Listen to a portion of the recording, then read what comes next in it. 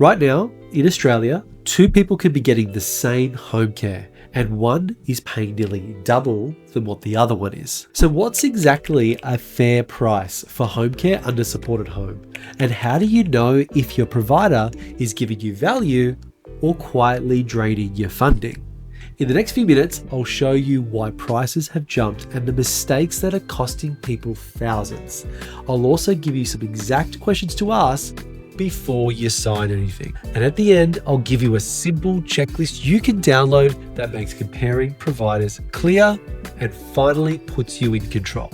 And if that's not enough to give you even more context on what's happening on the front line, I managed to spend some time with Luke Traini. Now, Luke's the CEO of Trilogy Care, one of Australia's largest self-managed home care providers. So throughout this video, I'm going to share little snippets from an interview I had with Luke just yesterday, where Luke is sharing what he's seeing every day as thousands of people transition into the supported home program and how those changes are playing out in real homes and real budgets. Before we jump in, can I ask to take 2 seconds to hit that subscribe button just below this video screen?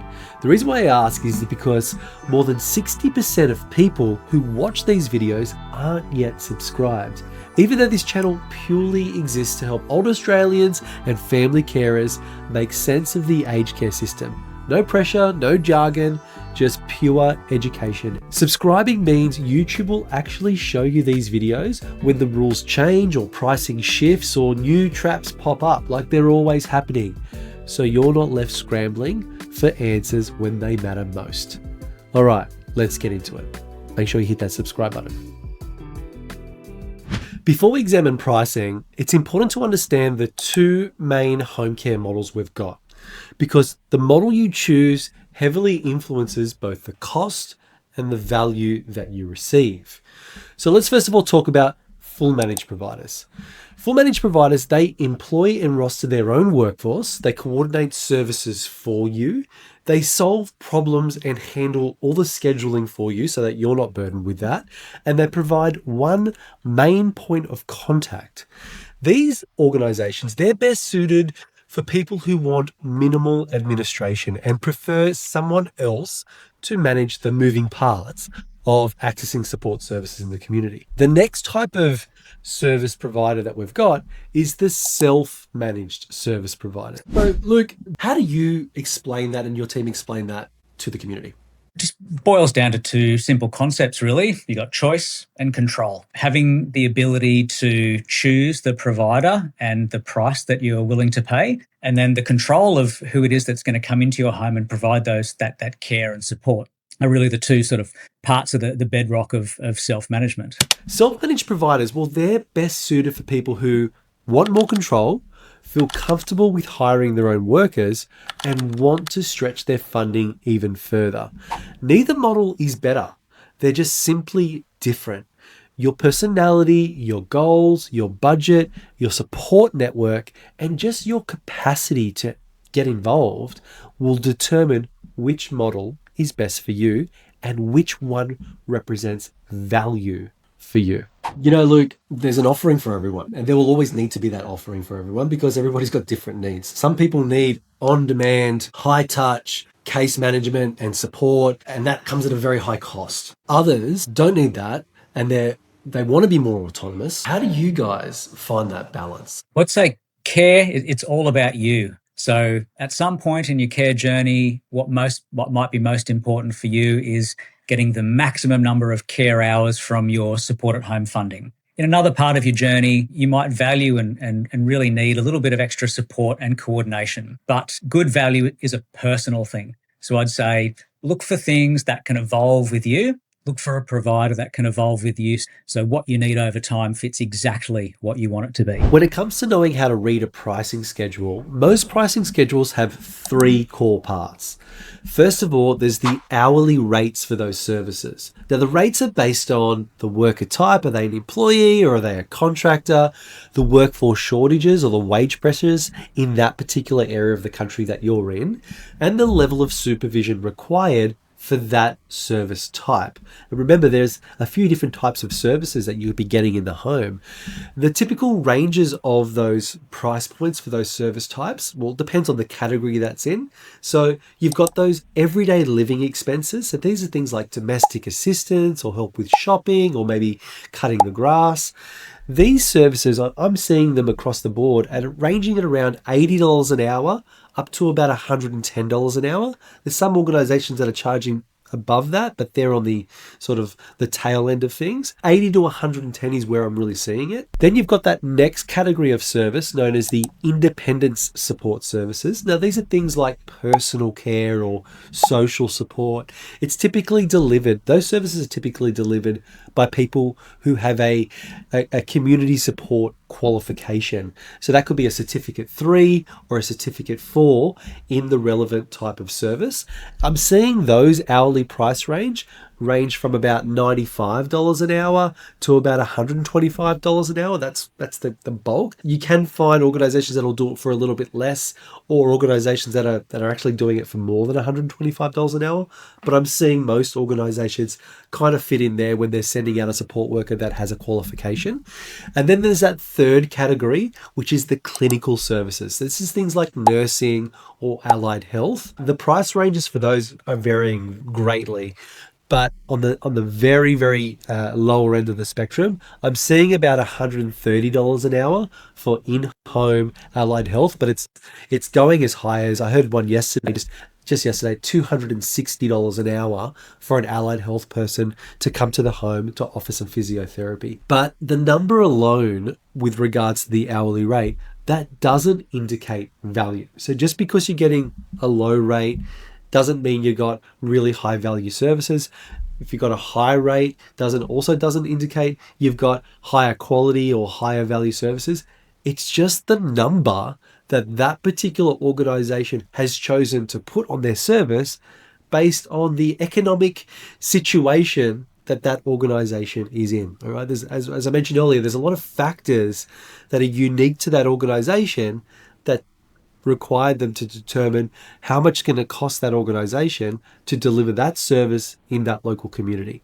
And it hasn't got much to do, if anything to do, with the quality of the experience you're going to have. So value is separate to the dollar amount. Let's look at that other thing that you mentioned a little bit earlier in our conversation that really defines value, and that's the combination between the cost and the flexibility. How do you position flexibility as one of the main value propositions when it comes to self-managing? It's a great question, and in an environment where your cost per hour for your cleaner is higher than your accountant, it is absolutely the right question to be asking in the current environment. But as we know, a support at home funding is like a fixed bucket of money. So the greatest determinant of the number of hours of care you're going to get boils down to the price per hour. And with co-contributions being much more of a thing these days under support at home, it's also the greatest determinant of how much you need to contribute to that care. But that's just the money side of it. You also need to sort of think about the flexibility. You don't stay the same all the time. You need the flexibility to adapt and evolve as your care needs change. So you really need to think about how the model adapts to you. Because at the end of the day, it's all about you and how we adapt that to your care requirements. And finally, to cover this section off on how to read a pricing schedule, you've got that final part, which is the admin and care management fees. So common structures include a 10%, flat 10% for case management fee. So that was mandated by the government. But then you've got this optional part, which is a 0 to 10% invoice processing fee. So I'm seeing some organizations not charge anything for an invoice processing fee. I'm seeing other organizations charge all the way up to 10% for an invoice processing fee. Just remember, providers with low or no invoice fees often instead bake these costs or this revenue into higher hourly rates. Okay. So the business model, it's got to stack up. If a provider looks cheap or cost effective in one area, they're going to be charging you somewhere else. Low fees don't always mean better value. High fees don't always mean better quality services. Value depends on what you're actually receiving and what you personally see as valuable.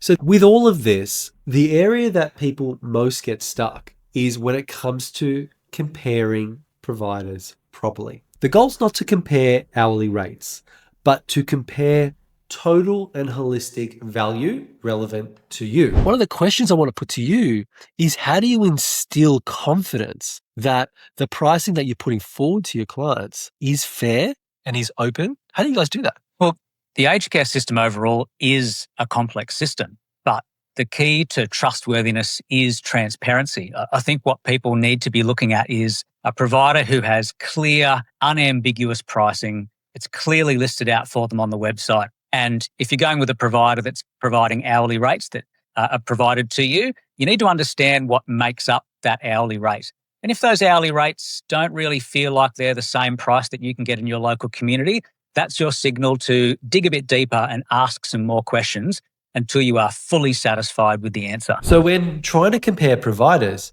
I suggest trying to compare the total cost of a week of care. You see, hourly rates can't tell you what the total cost of the week is going to be. Only your weekly pattern of support can. So just zoom out a little bit and have a look at the types of services you're getting through the week, the frequency of those services, and you can start putting together the cost base of that.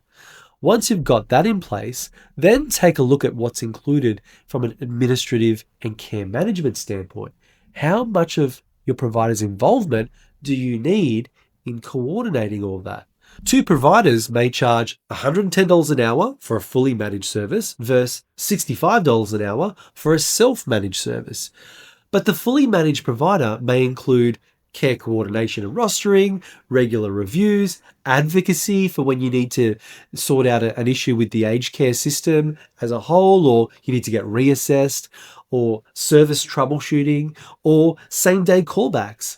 And the self-managed provider may only offer a fraction of that. But you may not want all of those things and therefore want to pay the premium. You may want to only the essentials of that and go with the self-managed organization to save those costs. This is where you really need to understand what you value and what you've got capacity to get involved with. Continuing on with the idea of comparing providers, what you also want to do is you want to check provider track record. Ask your provider, how many clients do you support? How many coordinators are in your area? How experienced are they? And how responsive are they? What sort of response times can I expect from them? This will give you a good yardstick to determine if that provider and the rates that they're charging, how they compare with another provider that's giving you different answers. It'll help you justify the different pricing relevant to your needs. Finally, read the service agreement carefully. Watch for vagueness around fee changes or inclusions and exclusions and how they handle disputes and the processes associated with that, and the cancellation terms as well. If anything in those things is unclear, well, that's a bit of a red flag. So if you've watched this far, you'll see that we've covered a lot here. The pricing changes, how to interpret fees, the differences between provider models, and how to compare value properly for you. And if you take just one thing from this video, let it be this. Fair pricing isn't about finding the cheapest provider. It's about finding the provider that fits your needs, your lifestyle, and your stage of life. Your care needs will change. It's inevitable. So the preferences that you have and the needs of a provider will also change. And whichever provider you choose should have the flexibility to change with you. If you want to make this whole process easier, don't forget to download that free fair pricing guide and checklist in the description below. It includes a plain English breakdown of pricing models, the comparison worksheets to use when comparing providers, a checklist of questions to ask before switching, and a simple framework to assess value, not just price.